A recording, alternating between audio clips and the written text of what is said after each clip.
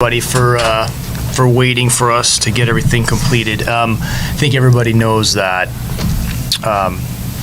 the trade that we made is not completed yet, so we can't talk too much about that, but we can talk about the players we drafted. So, and feel free to ask questions. Just, I wanted to start really quickly and then turn over to AC. You can talk about the guys. When thinking about this draft in general, it brought me back to when I was growing up in Boston, and the morning after the draft, when I was a kid, I used to love opening up the newspaper, feeling it in my hands, and seeing kind of how the draft went, and just thinking about the fact that different Celtics players. I remember when D. Brown was drafted out of Jacksonville, or Rick Fox from North Carolina. The fact that these guys go from college to the pros, and tonight with the guys that we drafted, we're gaining fans, you know, from those college programs, and that will follow these guys. And there'll be kids in Oklahoma City that are probably gonna know new players, and I think that's a great thing about the draft, is you kind of find out, if you're a college fan, like, who's my new pro team, and that happens all across the country, and it made me think about that. I wanted to start with that. We're extremely excited to have Kassan and Keontae join the team. As I said, AC will break them both down as players. I think we talk all the time about the fact that we're observing the players until we get to a point where we have to select them. That's a big part of the process, but the biggest part of the process is the development process, which is something that now has to start. And for the guys that we selected last year, you know, they've been through 1 year of development and are entering the second. So this is our third draft since we've really started to pivot the team and make this transition. And we're really thrilled with the way it went, but we still have so much work in front of us. So we're not close to feeling like we're putting the final touches on the team. This is one kind of point in the timeline. We have more work to do, obviously, a lot more decisions to make, more things we need to continue to observe and watch, and we're really excited about that. I do think one thing that we have to recognize is that as we saw, that, you know, the team has sent us signals over the last year that when we have these two-way playmaker types, the performance of the team is really good, and then the development of our players really gets amplified. And so that was some of the thinking with Kassan, and in addition to a lot of the intangible aspects that he brings to the table. So again, we're slowly building a foundation that we can continue to work on, and I'll turn it over to AC. He can talk about both the players. Thank you, Sam. As you guys know, tonight is a real exciting night, and a lot of work goes into building up to this process. And we feel like we were able to get two guys that make the community proud. Like they fit with the Thunder and what we're trying to build. Kaysen is a two-way player, smart, tough, resilient, great human being, comes from a great family.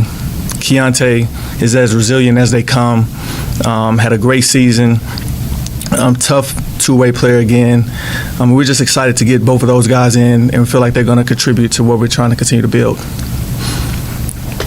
With that, we'll take some questions.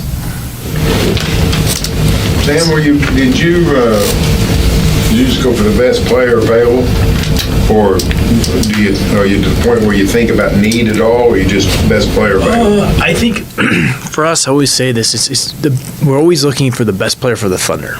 So, who is the best fit for the organization? And we're not really, like I said before, we're not trying to like build out the perfect depth chart or the perfect roster, because, as I said earlier, this is the third draft that we've had, and there's going to be a lot more decisions that will be made over the course of time. So, really looking for certain characteristics, probably above everything. And as I said before, Kassan is, or as AC said, Kassan is a two-way guy. He's got great attributes physically, great length, physical in general, and we just feel like he complements the group that we have and is reflective of the type of players we've had success with. But and that's what makes him a good fit for us in terms of on the court, off the court. He's, I think, consistent with the type of people that we're always trying to associate ourselves with, and really stood out that way as well. With Keontae, so like I understand you guys vet these guys seriously, but with a guy who's had medical condition like he had, how much more vetting goes into that? Is it different at all? Well, I mean, in this particular case, the league is really the body that approves that. We were obviously very comfortable with all the information, and the league, really are the people that are saying he's able to be drafted. But we didn't really have any concerns with that. I mean, we've seen all the information. The league's seen all the information. So you're careful with every player, but we feel really good about it. How much seems like a lot of times guys when they're older, that seems to be a negative option, and that didn't bother you with the draft of Keontae? Yeah, you want to talk about that?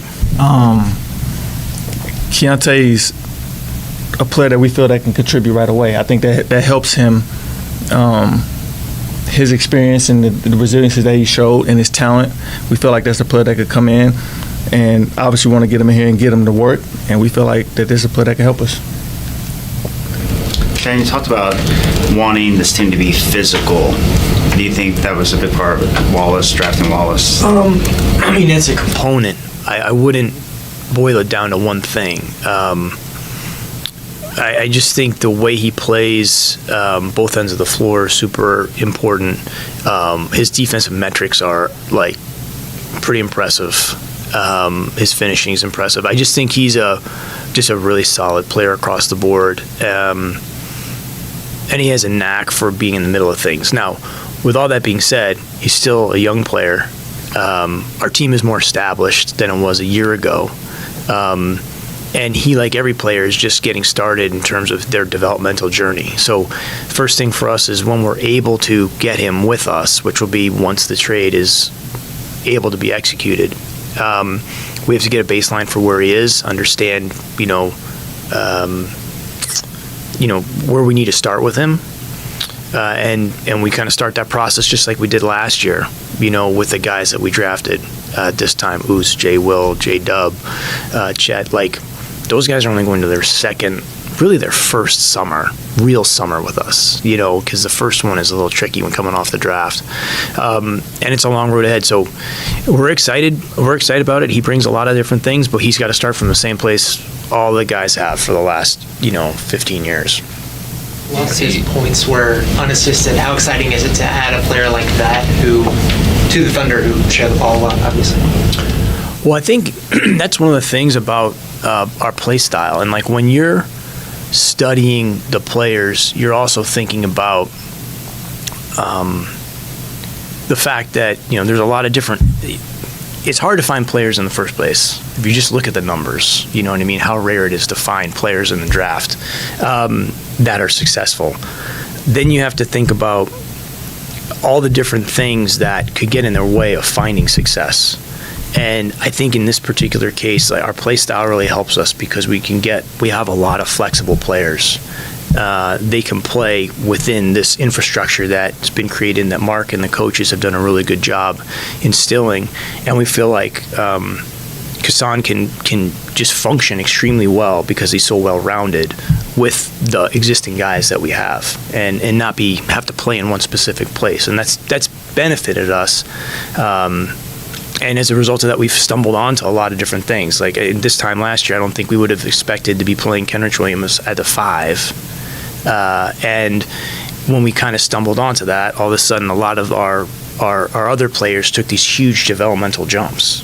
That doesn't mean that we're going to do that all the time, but you also can't ignore the signal that that's sending you when all of your players are performing at such efficient levels at times when you're playing with small lineups and you're putting these multiple players on the floor at the same time. So, as I said earlier, we still have a lot more to do with the team over time, but we feel like these two guys will be additive, but we're not putting the final touches on anything. AC, Sam mentioned Wallace's defensive metrics, and I was just curious, in your observation of him, what were some of the things that were really jumping out about the way he approaches his job on the defensive end of the floor? The biggest thing is the maturity in his game. He's a highly intelligent player. He's an extremely tough player. He's competitive. And those are the things that you look for in young players. And as I mentioned before, we're just looking forward to getting him in, seeing his development, seeing him grow. We think that, like Sam said, he can be a big addition to our team. I think I want to add one thing to that. I think AC and Vince Rosman did a really good job really kind of breaking down Gassan's just his impact as an off-ball defender and his ability. People talk a lot about basketball intelligence on the offensive floor, but what AC and Vince, I think, did a great job of identifying is this guy has a high basketball intelligence defensively off the ball. His ability to read situations, rotate, anticipate things, break plays up, just to me, the one thing about him that I really respect and I appreciate is all the hard things about playing basketball, things that a lot of people just don't want to do or have to push themselves to do, he does naturally. And I don't know, I'm not sure where that comes from, but he's got a lot of just natural instincts that really just kind of serve the values of the game. You used the word on your end of season press conference, nasty, and I know a lot of that's going to come just with the physical maturation of the team, but do you feel like tonight you're getting a little bit of that as well, potentially? I think that's pretty hard to, when I say that, I'm thinking about more of like a collective mindset, more than like an individual thing. I think what we're trying to add with these guys are more like-minded guys. I think it's hard to put that type of moniker on first-year players, but I do think both of them have really strong competitive dispositions, and I think that's always something that we're looking for. And I think they'll do a good job, blending in with the group. But overall, when I'm saying that, that's a team mindset that we have to continue to adopt. As I said many times before, with a younger group, we have to overcome the things that we may lack in experience. And a lot of that is just prioritizing things and making decisions about the things that are going to be most important to us. And sometimes we're going to have to amp it up and be able to hold our ground in situations. And I think that will happen through more experience in situations. Sam had mentioned Wallace's off-ball kind of IQ on defense. How about on offense in terms of his ability to play off the catch, straight line drives, all those kind of things that fit into the Thunder system? Yeah, again, you talk about his maturity. Like, one of the things that we were intrigued with was his ability to play on the ball and off the ball. He's an unselfish player. He plays to win. He doesn't play for himself, and those are things that we value. And I don't want to sound like a tape recorder, but we're looking forward to getting him in because he does a lot of things that we're intrigued with and that we like.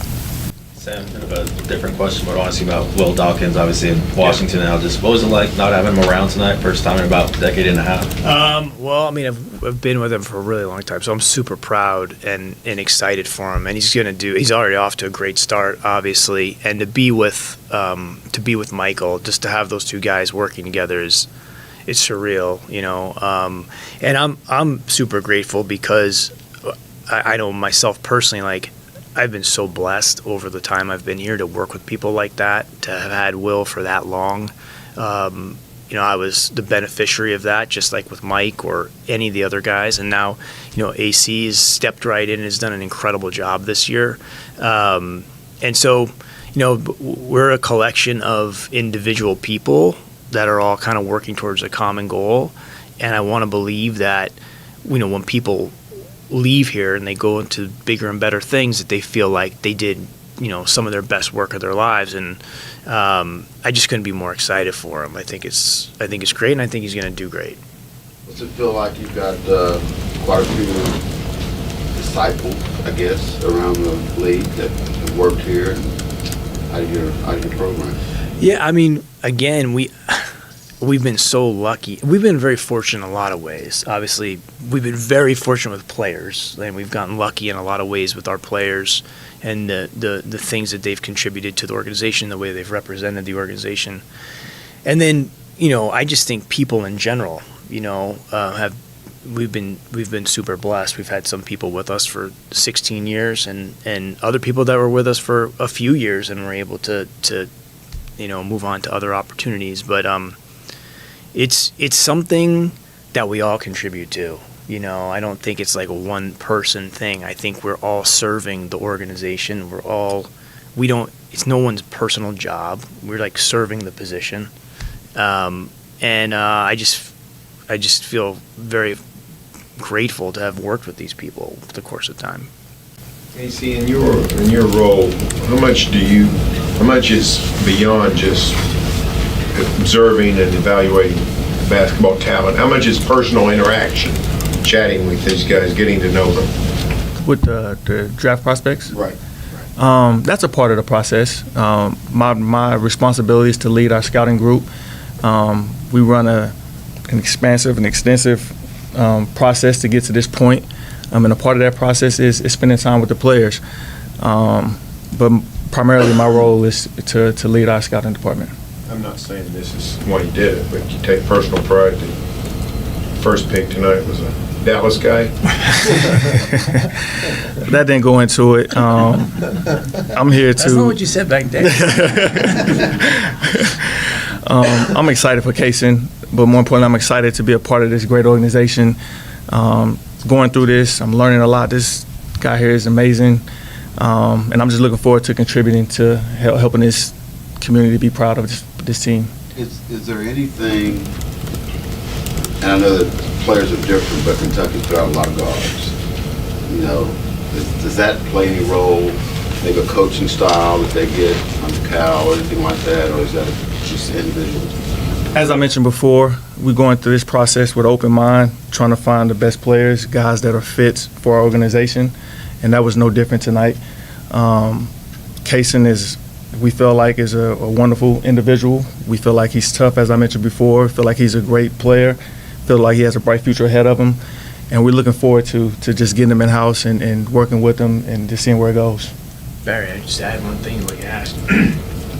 And it kind of a combination of things that Myron had mentioned, like having someone like AC working with us who's, played in the league, been drafted, has all this basketball experience.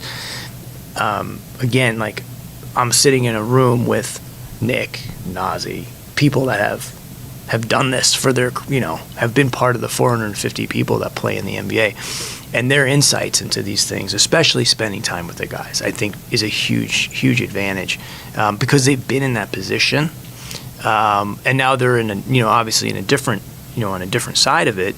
But it's a huge help to have somebody that's played at the highest level and can give you a better insight into like maybe what I might be missing or someone else might be missing. So it's been hugely valuable to have those guys, and then even Eric, Maynard and Mike Wilkes and DJ White is with us now. So you can never underestimate the value of people that have done that. It's it's a rare thing.